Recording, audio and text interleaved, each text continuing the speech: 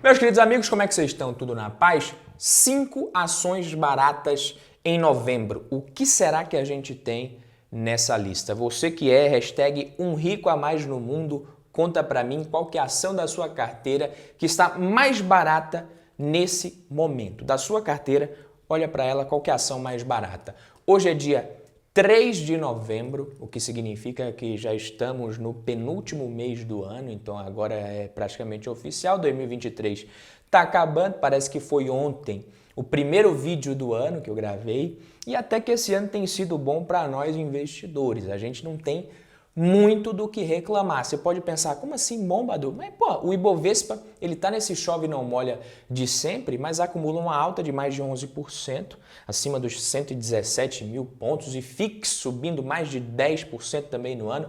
A Selic acumulada vai terminar o ano acima de 2 dígitos e o dólar, que era a preocupação de muita gente, começou o ano 5,30, hoje está por volta dos 4,89, 4,90, abaixo dos R$ 5, pelo menos enquanto eu estou gravando esse vídeo aqui.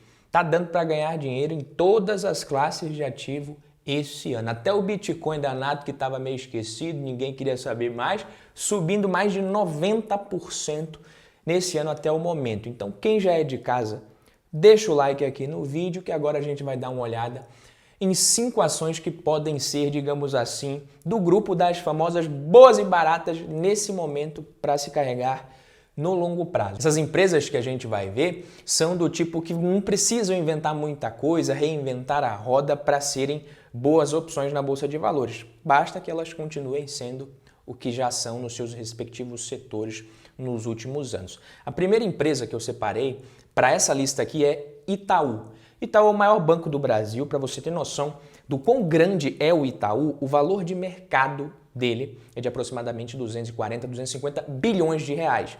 Ficando atrás aqui na nossa Bolsa de Valores só de Petrobras e Vale, que são gigantescas, duas empresas de commodities aqui do Brasil. Então você pega 250 bilhões de reais, é muito dinheiro para qualquer ser humano, eu acho, mas apesar desse fato, não dá para dizer que está caro.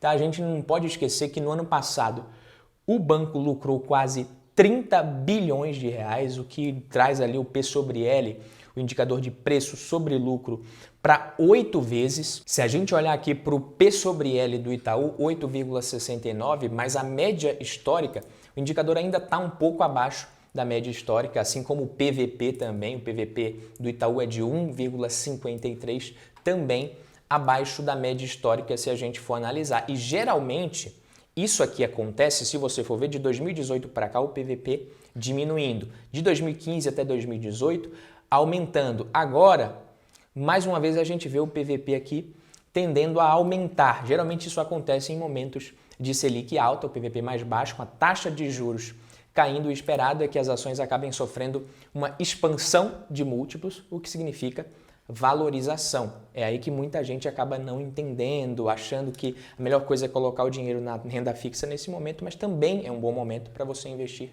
em ações. Nesses 2 primeiros trimestres do ano, o lucro acumulado do Itaú já passa dos 16 bilhões de reais. Tá? É o melhor resultado para um primeiro semestre da história do banco, com a previsão dos analistas ali para o terceiro tri, sendo de lucro líquido de mais de 9 bilhões de reais. Ou seja, é muito provável que esse ano o Itaú repita a dose do ano passado e tenha, mais uma vez, o melhor resultado anual da sua história, superando a barreira dos 30 bilhões de reais em lucros em um ano. Então, com relação aqui à rentabilidade do banco, a gente vê que o ROI do Itaú também é muito bom, um ROI de quase 18%, um dos bancos mais rentáveis da América Latina, ROI de 17,65%, um pouco abaixo da média também, mas ainda assim um excelente ROI. Fazendo Bradesco e Santander comerem poeira, já que os bancos estão passando por um momento complicado, com queda no lucro, piora nas margens também. Outro bancão aqui que também está num bom momento, num ótimo momento, digamos assim, crescendo, feito foguete, é o Banco do Brasil, com ótimos resultados. BBAS3, quem acompanha aqui já sabe, negociando com um P sobre L de 4,3 vezes, o que faz muitos investidores olharem isso e acharem que o P sobre L do Itaú está esticado, que o Itaú é caro, mas são bancos diferentes, com níveis de risco diferentes, com estratégias diferentes também, então não dá para comparar. Então, se a gente projetar que o lucro do Itaú continue subindo, até que numa velocidade menor, que ele cresça menos do que vem crescendo nos últimos anos, mas que ainda cresça, digamos que o banco lucre 32 bilhões de reais no ano que vem. Quem comprar hoje uma baita empresa como essa vai estar pagando um P sobre L projetado de 7,5 vezes. Não dá para dizer que o Itaú está esticado, que está caro. É um baita de um banco de muita qualidade, tem tudo para seguir rentável e lucrativo. E aproveitando aqui que a gente está falando de setor financeiro, investimentos, empresas do setor financeiro, eu vou usar justamente esse gancho para falar da segunda empresa da nossa lista, que é a B3, uma ação que até pouco tempo era queridinha na Bolsa de Valores, mas que tem perdido a popularidade em meio aos investidores, depois que caiu dos quase mais de R$ 21 2 anos atrás para os atuais 11,53. Essa semana eu fiz aporte na B3 para a carteira do canal, comprei ações da empresa. B3 é aquela ação que você faz aquela correlação inevitável, né? Quando a nossa bolsa está indo bem, ela vai bem pra caramba. Quando a bolsa sofre, a B3 sofre, que é a nossa bolsa de valores. Então, desde a máxima, a queda nas ações ali da B3 é de 45%, então ela caiu legal. Não tanto quanto o varejo, outras empresas de altíssimo crescimento mais endividadas, mas caiu mais, se você for ver, do que empresas do setor elétrico, bancos, seguradoras. Então ela está no meio termo ali, dá para dizer que ela está no meio termo ali no quesito volatilidade. Mas a empresa, ela vai bem, na minha opinião. A gente tem que olhar para os resultados da empresa dos últimos trimestres para saber se essa desvalorização que ela vem sofrendo é algo justificável demais ou não, porque no fim das contas, esses são os números que realmente importam. E quando a gente olha para o resultado da empresa não é ruim. E ao contrário do que possa parecer, depois de uma desvalorização como essa, a B3 ela não teve uma piora significativa nos resultados, a empresa não perdeu os fundamentos, não está tudo muito ruim. Na verdade, não. Apesar de os resultados serem um pouco abaixo realmente do que ela vinha entregando, mas bem parecido com 2021. Então, olhando para a receita, lucro líquido, de fato, existe meio que uma estagnação nos resultados da empresa, se a gente observar receita e lucro líquido da B3, a gente consegue ver isso, que a receita ela meio que travou aqui em 2021, não subiu em 2022, nesse momento está meio que lateral também, a mesma coisa vale para o lucro líquido, mas isso não significa que a empresa é ruim, que a empresa vai parar de crescer. Mas é o momento do mercado em que ela atua, já que na B3 isso pesou no preço, porque existia e ainda existe uma expectativa de crescimento nos resultados da empresa de forma mais acelerada, ela tende a crescer mais. Esse crescimento estava acontecendo a todo vapor, mas atualmente ele não está vindo muito bem, muito por conta dessa situação que é completamente externa à empresa, que é o aumento da taxa de juros, taxa Selic, menor interesse das pessoas por investir na Bolsa de Valores, o mercado está meio de lado. Então, em 2019, todo mundo só falava em Bolsa de Valores, até quem nunca havia investido estava buscando aprender sobre isso. Foi o boom do mercado de ações, fundos imobiliários. Muitos de vocês que estão aqui assistindo começaram nessa época. É o que fez o P sobre L da B3 chegar a quase 33 vezes, porém com a Selic alta, as ações em queda, a maioria só quer saber de receber o tal do 1% ao mês ali tranquilinho na renda fixa. E aí, por isso, por mais que a B3 siga melhorando como empresa, em bons fundamentos, é normal que o interesse pelas ações diminua, conforme o interesse por investir na Bolsa de Valores como um todo está caindo também nesse momento, vem caindo. Claro que isso desacelera o crescimento da empresa, mas não vai travar, tá? E esse 1% ao mês não vai durar para sempre. A Selic caiu mais uma vez essa semana para 12,25%, deve seguir caindo ainda esse ano, vai acabar em 11,75%, o que eventualmente vai trazer muitos investidores de volta para a Bolsa de Valores, vai ajudar a atrair novos investidores também. Então a B3 ela segue sendo um monopólio por enquanto, isso pode acabar esse monopólio, mas também não vai ser o fim do mundo para a empresa e por enquanto ela deve seguir sem concorrentes. Os indicadores ali a gente vê que é uma empresa que tem boas margens, uma empresa que tem uma margem líquida de 39%, margem bruta de 85%, uma margem EBITDA e uma margem EBIT alta também, uma empresa que tem um ROI alto, um retorno sobre o capital investido também interessante, apesar de ter diminuído, mas o ROIC dela tende a aumentar à medida que o mercado financeiro vai se aquecendo, que a Bolsa de Valores vai voltando a atrair o interesse dos investidores. Crescimento de receitas e lucro está aqui, ó. é o que chama atenção nessa empresa. Um baita de um crescimento de receita e um crescimento de lucros, que, como eu falei, tirou o pé do acelerador agora, mas à medida que a taxa Selic vai caindo, ela tende a acelerar esse crescimento de novo. Então, uma empresa interessante, na minha opinião. Quem está comprando B3 hoje, um P sobre L aqui de 15 vezes mais ou menos, 16 vezes, quando esse ciclo virar e o interesse por renda variável voltar a crescer, esse investidor tem tudo para colher bons frutos, já que é bem provável que a gente veja justamente a junção de dois ótimos fatores para o investidor. Crescimento no lucro, expansão dos múltiplos com o P sobre L ali crescendo, o que pode fazer o preço facilmente voltar para os 21 e até mesmo ultrapassar a máxima da empresa. Eu não sei quando isso vai acontecer, é óbvio, não estou aqui recomendando nem garantindo nada, mas até lá vou seguir comprando ações baratas de diversas empresas que eu puder. E agora, deixando as empresas financeiras de lado, vamos falar de um outro setor que é muito bom também, o setor elétrico, porque a nossa terceira ação desse vídeo é a Neoenergia, Neo E3. Já falei dela em outros vídeos aqui do canal, uma empresa que eu acho interessante. Veio com um desempenho robusto no terceiro trimestre, um desempenho muito bom. A empresa segue surpreendendo, inclusive os analistas, sinalizando que tem potencial de crescimento e que muitos investidores podem estar subestimando esse potencial da empresa. Está fazendo investimentos estratégicos em digitalização, expansão das redes de distribuição e tudo mais, e mantendo a disciplina rigorosa nos custos. Então você vê ali crescimento das despesas operacionais abaixo da inflação, que é muito bom e mostra um ganho de eficiência, coisa que a empresa precisa para remunerar melhor o acionista também. Algumas instituições financeiras, você pega ali BTG Pactual, o Citi, Itaú BBA, JP Morgan, não só reconheceram esses resultados positivos, mas também reiteraram as recomendações de compra com preços altos ali que sugerem um potencial de valorização bem considerável, considerando ali que o consenso é de que a Neoenergia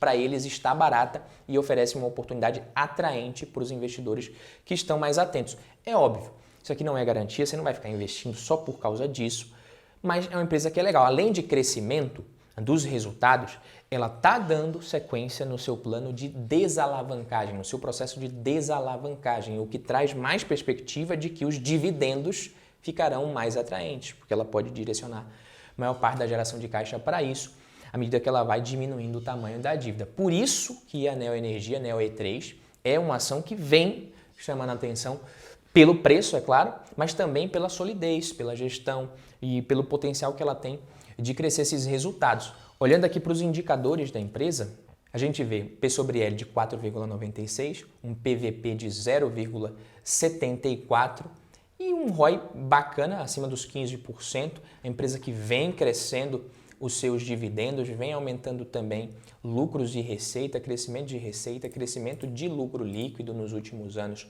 A empresa cresceu bastante o seu lucro líquido, isolando aqui, vamos olhar só a receita, também cresceu muito a receita e olhando aqui no histórico a gente percebe que o lucro e a cotação um pouco descolados. Isso significa que pode ser uma oportunidade, na minha opinião. Já falei isso quando eu falei da empresa aqui pela primeira vez aqui no canal e falo novamente hoje. Se você costuma ter aí sua listinha de ações baratas para ficar de olho, para dar uma analisada mais a fundo, para de repente adicionar na sua carteira, eu acho que Neo E3 merece um pouquinho da sua atenção, merece estar na sua lista. Não é uma recomendação de investimento, óbvio que não isso daqui, mas eu acho que é uma ação que merece a sua atenção. Só acho. Beleza, meus queridos amigos? E bom, Neoenergia, até um pouquinho mais arriscada na minha opinião, mas oferece um bom desconto, um bom potencial de retorno, mas outra ação segura que também pode ser considerada uma oportunidade nesse momento é a Engie. Inclusive, a Engie é a grande escolha para muitos investidores ali, é a grande escolha de muitos investidores para a melhor empresa do setor elétrico, apesar de ter um foco muito grande em geração e não em transmissão. E é importante falar isso porque muita gente acaba achando que só porque o segmento de transmissão é o melhor, que as melhores empresas do setor são transmissoras, e se a empresa não tem foco nisso, que não é tão bom, porque transmissão realmente é um setor muito previsível, muito estável. Se você olhar para os números da Engie numa escala maior, como 10 anos, por exemplo, você vai ver que ela tem um crescimento muito mais constante, muito mais tranquilo, menos volátil que o de muitas outras empresas do setor. Uma empresa que cresceu receitas, cresceu lucros de forma consistente, entregando boa rentabilidade para o acionista. Uma preocupação também que muitos investidores têm com a Engie, pelo fato dela ser focada em geração hídrica, é com relação às secas, esse período de seca, o risco hidrológico, queda no nível das barragens, o que realmente pode ser um problemão para empresas do setor, principalmente quando elas estão muito contratadas, focadas em geração hídrica. Ou seja, se ela já vendeu certa quantidade de energia, aí vai ter que entregar de qualquer jeito, o que pode significar ter de comprar energia mais cara no mercado, gerada por outras empresas, por outras matrizes, para cumprir esses contratos, essa energia que ela já vendeu, entregar isso daí. Imagina que você produza, sei lá, queijo, e você me vende um caminhão de queijo para você entregar daqui a 6 meses por determinado valor. A gente combinou isso, já está acertado. Aí quando chegar lá o dia de você produzir, daqui a alguns meses para me entregar, o leite dobrou de preço, consequentemente, o queijo vai estar custando mais caro, o seu custo vai ser maior também, mas trato é trato, você vai ter que me entregar e isso vai prejudicar o seu retorno no seu negócio ali. O risco hidrológico é um dos riscos do setor elétrico, como eu disse, mas a Engie costuma ter um bom controle do nível de energia contratado e também hoje ela está crescendo em outras frentes de geração de energia, todas 100% renováveis, como eólica e solar, o que traz uma diversificação cada vez maior para a matriz de geração da empresa. Com relação aos múltiplos, a gente olha aqui, apesar de um P sobre L de 10 vezes, um PVP de 4 vezes, que são números altos para o setor, a gente precisa lembrar que o ROI da Engie é de quase 39%, a empresa tem um bom ROI, um dos maiores ROIs do setor elétrico, a média do ROI da empresa é de 30%. Além disso, os múltiplos estão abaixo da média histórica da própria empresa, tanto o P sobre L quanto o próprio P sobre VP também. Então é importante a gente observar isso daí, a gente precisa levar em consideração os múltiplos com relação ao histórico também. Então é importante quando você comparar esses indicadores com outras empresas, é você comparar em diferentes momentos da própria empresa no histórico ali. A Engie, ela é uma empresa sólida, segura, eu diria que é uma ação com as características clássicas ali para se fazer o tal do buy and hold com aportes regulares. É uma empresa redondinha realmente no setor elétrico.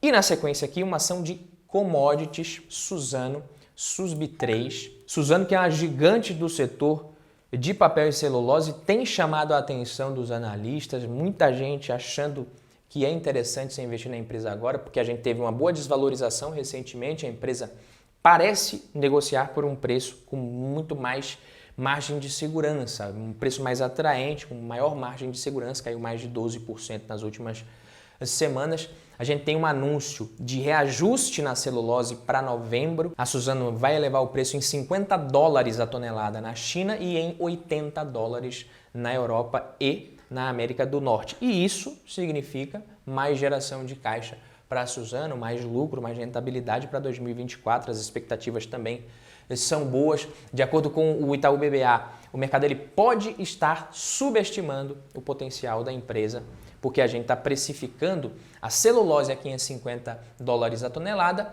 e o dólar a 4,80. E aí isso sugere que tem espaço para uma valorização significativa, especialmente se a gente considerar um cenário do dólar ali, do câmbio mais favorável para a empresa. Isso sem falar com o próprio preço da commodity. Então realmente pode ser um momento interessante para pensar em uma empresa como essa. Mas como eu disse recentemente em um vídeo aqui, commodity, dólar, esse tipo de coisa não dá para você ficar tentando prever, adivinhar. Você vê que realmente é uma ação bem volátil. Mas se você tivesse investido R$1.000 em Suzano há 10 anos, hoje você teria mais de R$6.680. É uma rentabilidade muito bacana. Se a gente pegar aqui nos últimos 10 anos, ela vence o Ibovespa, vence o CDI, IPCA nem se fala, Small Caps, IFIX, IDIV, tudo, meu amigo. Até o IVVB11, que conseguiu entregar um baita de um histórico, perde para a Suzano nos últimos anos. Então é uma empresa que realmente dá para ganhar muita grana com ela se você tiver disciplina, mas como eu falei, não dá para você ficar tentando prever, é cíclico demais e isso torna sempre mais arriscado. Então vai com calma, estuda, analisa certinho, pensa direitinho. Agora aproveita que você chegou até aqui e já se inscreve nesse canal aqui, caso você ainda não seja inscrito, para que o YouTube te recomende mais conteúdos para que você também me ajude a chegar nos 50 mil inscritos até o fim do ano. Deixa o like aqui no vídeo. Quem chegou até o fim, comenta a hashtag até o final, Um Rico a Mais no Mundo. Lembrando que esse vídeo aqui, como todos os vídeos do canal, não tem nenhuma recomendação de investimento, nem de compra, nem de venda de nenhuma empresa. Beleza? Um abraço e até o próximo vídeo. Tamo junto. Valeu!